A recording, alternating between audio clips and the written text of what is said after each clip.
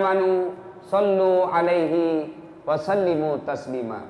Sesungguhnya Allah dan para malaikatnya bersalawat kepada Rasulullah Muhammad sallallahu alaihi wasallam, maka wahai orang-orang yang beriman, bersalawatlah kalian kepada Rasulullah dengan sebaik-baik salawat. Sadaqallahul azim, maha benar Allah dengan segala firman-Nya. Sallallahu ala Muhammad sallallahu alaihi wasallam. Sallallahu ala Muhammad sallallahu alaihi wasallam. Saya biasa kalau salawat kayak begini di Sulawesi, jamaah semua ikut. Di sini nak lihat-lihat kak. Asal kapa wakilo ini. Ayo, sallallahu alaihi wasallam. Sallallahu ala Muhammad sallallahu alaihi wasallam. Kan jangan malas salawat. Kita biasa salawat. Saya salam. Salam. Pada ceng capo. Sallallahu ala Muhammad sallallahu alaihi wasallam. Sallallahu ala Muhammad sallallahu alaihi wasallam. Ibu bapak, saudara-saudara sekalian yang insya Allah dimuliakan dan dirahmati oleh Allah Subhanahu wa taala. Suatu ketika di Madinah sangat panas. Begitu panasnya, tidak ada orang yang keluar dari rumahnya. Cokong asing nih. Sembunyi semua di rumah. Kenapa? Takut dengan sengatan matahari. Dalam keadaan panas itu, tiba-tiba keluar rumah seorang manusia, berlari-lari kecil, lari dia. Kenapa? Takut kena matahari. Menuju ke masjid. Siapa dia? Tak lain adalah Abu Bakar Siddiq. Datang ke masjid.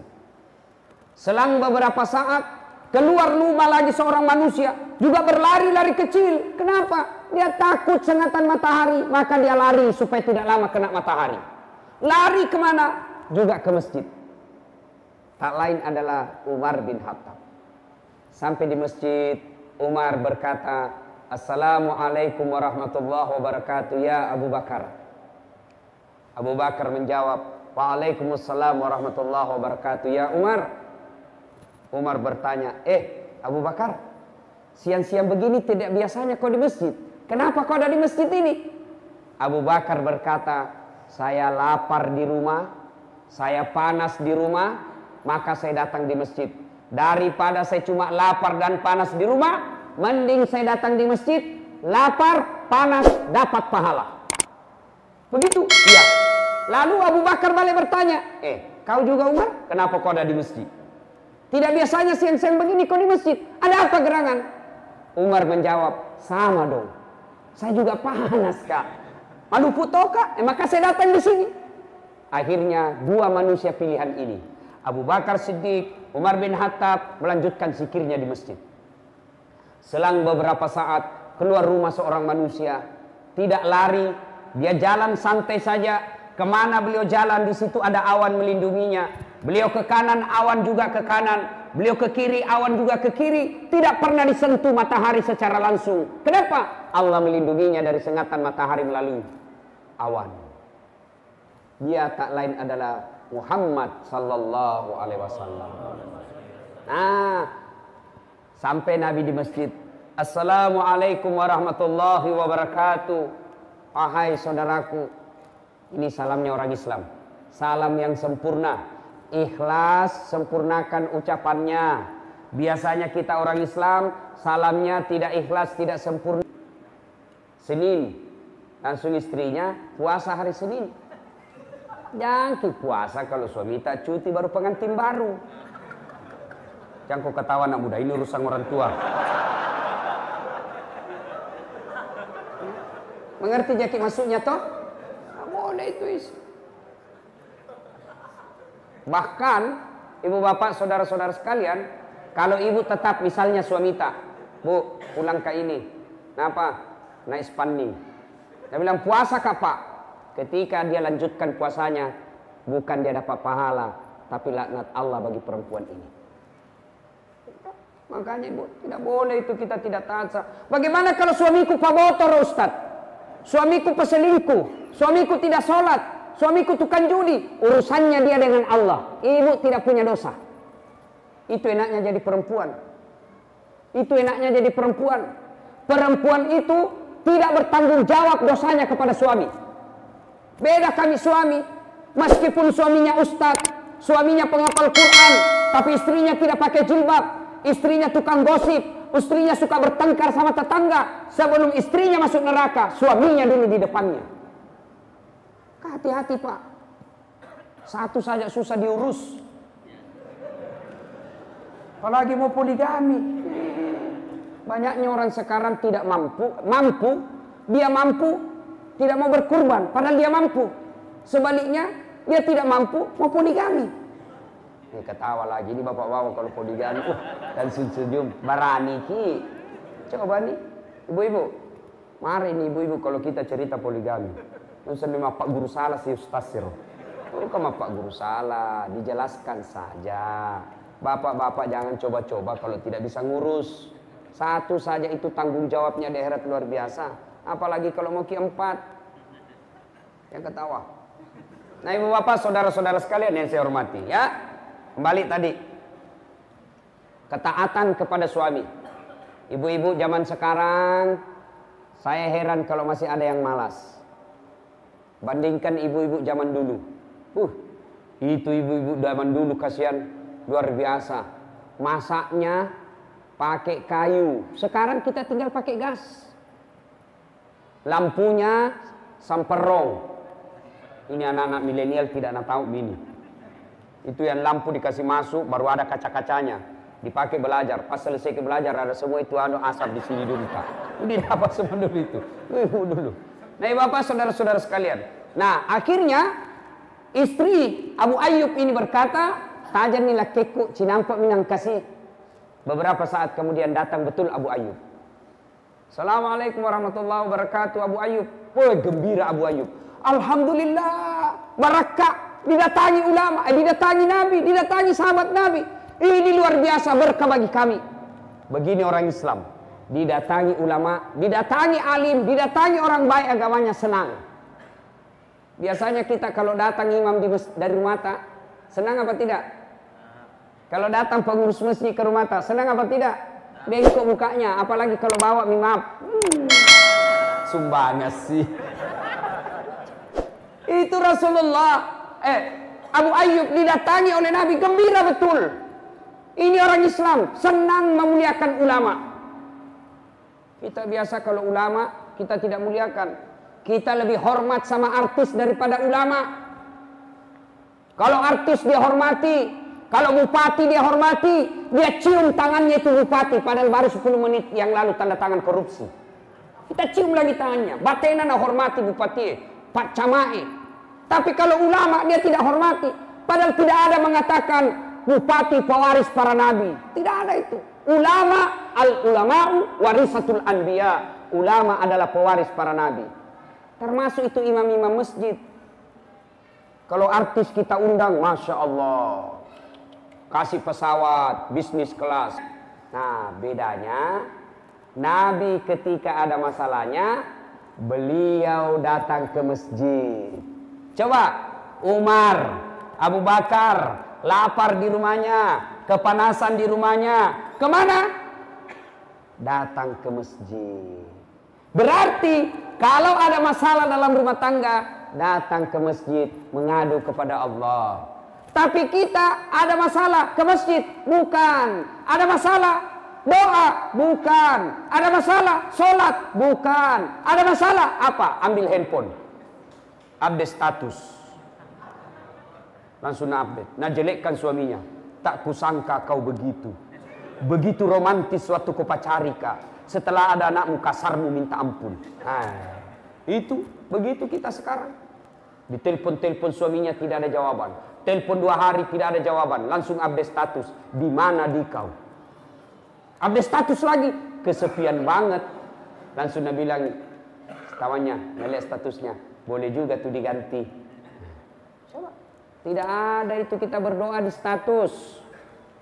Kita ada masalah selalu berdoa. Tapi di mana status? Pergi suaminya cari nafkah, update status lagi. Semoga Allah melindungi suamiku. Siapa ajar ki berdoa di status? Sibuk nih tuh Tuhan mau baca status tak? Tidak ada itu berdoa. Lalu berdoa kemana? Paling baik ada masalah, datang ke masjid, rumahnya Allah, minta pertolongan kepada Allah. Di masjid adalah tempat paling mustajab kita berdoa. Datang lagi ke masjid. Dan itu masjid terbuka 24 jam. Tidak tahu kalau ini. Ada juga itu masjid dia kunci. Kenapa? Karena banyak pencuri. Biar celengan masjid nak curi juga. Lah cilaka. Labu apa kau tuh? Bapak saudara-saudara sekalian. Hikmah pertama, tidak ada orang yang tidak ada masalahnya. Dan ketika ada masalah, datang ke masjid. Alhamdulillah ini masjid Pak selalu ramai. Alhamdulillah. Apalagi kalau subuh. Penuh ini masjid Pak. Sampai di luar. Tidak ada di dalam.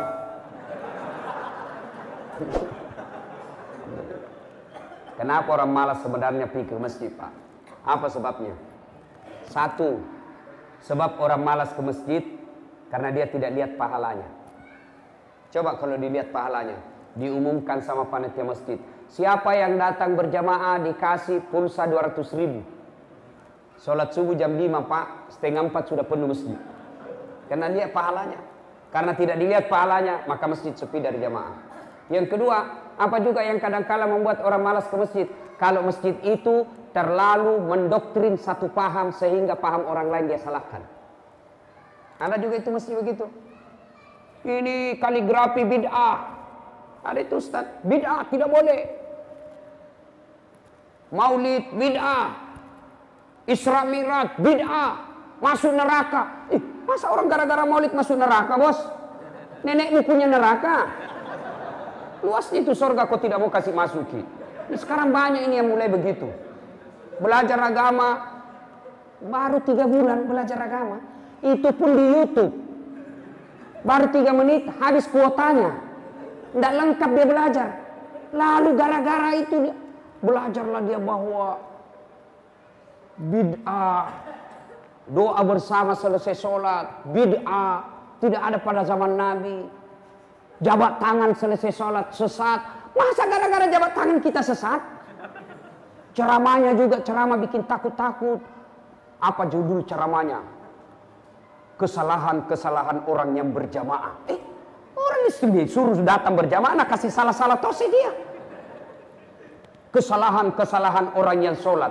Kenapa orang sholat kau kasih salah-salah? Mestinya judul ceramahmu kesalahan orang yang tidak sholat. Kesalahan-kesalahan orang yang kurban. Kenapa orang kurban kau kasih salah? Tidak ada itu begitu. Sholat seolah-olah dia saja punya masjid. Betul. Akhirnya orang malas datang ke masjid. Khutbahnya hanya bikin salah saja. Neraka terus. Kamu dibanting, dilipat, ditusuk perutmu, masuk ke lehermu, digunting lidahmu. Dia bilang anak muda jangan kau ke masjid, dia bikin takut-takut. Bagaimana orang mau ke masjid? Yang azan orang tua sudah pensiun. Ayalah cana. Dia bilang anak muda, iya sih, roh, iya sih. Nah, apalagi imam yang selalu imamnya panjang bacaannya. Ada juga itu imam begitu. Kalau dia jadi imam, deh lampet na bacaan. Nah, bila anak muda tidak mau pergi masjid Ustaz. Kenapa? Itu imam salat subuh surah Yasin na bagi 2. Malampet ada sekali. Nah, ada masalah datang ke masjid. Berdoa ke dalam masjid. Minta kepada Allah. Rasulullah ada masalah, beliau datang ke masjid. Berikutnya, hikmah yang kedua dari kisah ini. Ternyata Bapak Ibu Saudara-saudara sekalian, salah satu yang sering membuat kita berjaya, hebat, kuat adalah persaudaraan. Coba lihat tadi. Abu Bakar, Umar, Rasulullah Muhammad SAW lapar. Solusinya apa? Beliau bisa kenyang. Tidak dengan membeli roti, tidak dengan beli kurma. Tapi apa? Persaudaraan. Maka orang kaya punya saudara kepada orang miskin. Orang miskin punya saudara orang kaya. Saling mengasihi. Rasulullah tadi lapar, Abu Bakar, Umar lapar, dibantu oleh orang kaya dengan persaudaraan sesama muslim, yaitu Abu Ayyub Al-Ansari. Nah, kita juga banyak orang kaya di Berau, banyak juga orang miskin. Maka orang kaya bersaudara kepada orang miskin bersaudara kepada orang kaya. Orang Islam panggil orang ketiga, kamu kenapa mau masuk ke dalam surga nomor 1? Jibril, saya dulu kaya kak, alhamdulillah kekayaanku saya bantu orang miskin. Katanya orang kaya yang pemurah nomor 1 bedek masuk surga. Katanya, saya juga tidak tahu. Nabi bilang Jibril, siapa kasih tahu kok? Nabi bilang Ustaz. Wih, sama, mundur kok. Tidak boleh kalau nggak ustazmu, mundur. Tanya orang keempat, kamu kenapa mau masuk ke dalam surga nomor 1? Nabi bilang, saya itu tadi ustaznya cerita ini tadi. Saya lah Ustaz Das'ad. Oh, kau Das'ad? Oh iya. Tapi balik masuk aku. Sudah saya. Tinggal beberapa langkah sampai masuk surga. Tiba-tiba astagfirullah. Kenapa lagi kau istighfar? Jibril, betul saya dakwai mereka. Betul saya nasihati mereka. Betul saya kasih tahu mereka. Tapi saya jadi ustadz karena ada orang kaya kasih saya uang beli buku. Saya jadi ustadz karena ada orang kaya bangun masjid tempat saya dakwah. Saya jadi ustadz karena ada orang kaya bangun sekolah tempat saya nuntut ilmu. Saya jadi ustadz karena jasa-jasanya ini orang kaya. Saya malu dahuluin orang kaya. Biarlah orang kaya yang pemurah dulu masuk ke dalam surga. Akhirnya disepakati di akhirat, orang kaya yang pemurah nomor 1 masuk ke dalam surga. Orang kaya yang pemurah. Orang kaya yang seke kikir galap paku jambatan. Nomor 1 tonja kau masuk ke mana? Ke neraka. Pilih maki. Mana ciri-cirinya orang pelit? Orang pelit. Nah, ciri-ciri sudah sitinaja, sudah sepantasnya, sudah sewajarnya berkurban, masih tidak mau. Mana buktinya orang mampu tapi dia tidak mau berkurban? Mana buktinya? Mana mereka? Siapa mereka? Bapak-bapak yang punya handphone harga 2 juta. Pulsanya tiap bulan 100 ribu. Lalu tidak berkurban, bapak dipertanyakan keislamannya. Handphone saja 2 juta. Kambing di sini berapa? Berapa satu kambing di sini? 3 juta. Coba. Handphone saja bapak beli 2 juta. Pulsa tiap bulan 100 ribu. Berarti berapa kita bapak punya? Lalu beli kambing tidak mampu. Siapa lagi mereka ini yang dikhawatirkan berperkara di akhirat nanti? Perokok. Ada perokok di sini? Ada? Tidak ada dalam masjid. Dengarkan yang perokok ya. Dengar serius saya ini. Bapak lihat tayangan tadi. Orang-orang Palestina. Ya. Bapak lihat. Siapa yang membunuh saudara-saudara kita. Saya malah pernah lihat itu di medsos. Anak-anak di baris. Usia belasan tahun. Kira-kira usia 8 tahun, 9 tahun, 11 tahun. Diikat di tiang-tiang seperti ini. Diikat tangannya. Lalu datang tentara Israel. Dia gerek semua lehernya. Itu bukan rekayasa karena ada videonya. Siapa yang lakukan? Orang Yahudi kepada orang Islam. Bapak tahu? Orang Islam yang ada sekarang di Al-Quds. Yang ada di situ tinggal 100.000 orang. 100.000 orang saja lagi. Semua sudah keluar. Tidak tahan disiksa. Coba. Tahu tidak itu Palestina? Orang Yahudi dulu datang ke Palestina. Ibaratnya. Kalau tinggal di Tanjung Redap ini. Tanjung Redap. Ya, cocok nih. Tanjung Redap namanya ini kota. Nah, dia tadinya hanya tinggal di pesisir sungai. Sedikit saja. Kira-kira hanya 10 kilo persegi dia miliki. Lambat laun menjadi 50 kilo. Menjadi 100 kilo. Akhirnya apa? Lebih banyak sekarang wilayahnya orang Yahudi daripada orang Islam. Dan apa hubungannya sama rokok? Bapak tahu yang punya rokok?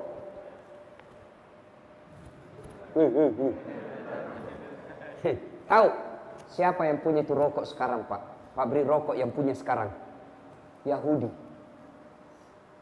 Dan orang Yahudi itu, Pak, setiap ada penghasilannya 20% dia kirim ke negaranya untuk membangun negaranya, beli mobil, beli senjata itu yang dipakai tembaki anak-anaknya orang Islam. Jadi bapak yang merokok, setiap kali bapak beli rokok 1 bungkus, itu bapak sumbang uang 20% untuk orang Yahudi. Berhenti merokok, Pak. Saya serius. Saya bilang, tidak jalan otakku kalau tidak merokok, kau Ustaz. Bale-bale kok. Buktinya, Ramadan jalan di otak tak. Tidak merokok kalau siang. Bagus gitu rokok sebenarnya Ustaz. Cocok. Saya sangat setuju itu rokok Pak tidak merusak. Tidak ada itu merusaknya itu rokok. Selama dia tidak ketemu api. Boleh nih. Yang penting jangan kasih ketemu api. Tidak merusak itu rokok. Yang penting jangan kasih api. Kalau dia sudah ketemu api, maka solangi. Orang perokok biasa juga saya lihat kurang kerjaan. Sandar-sandar. Itu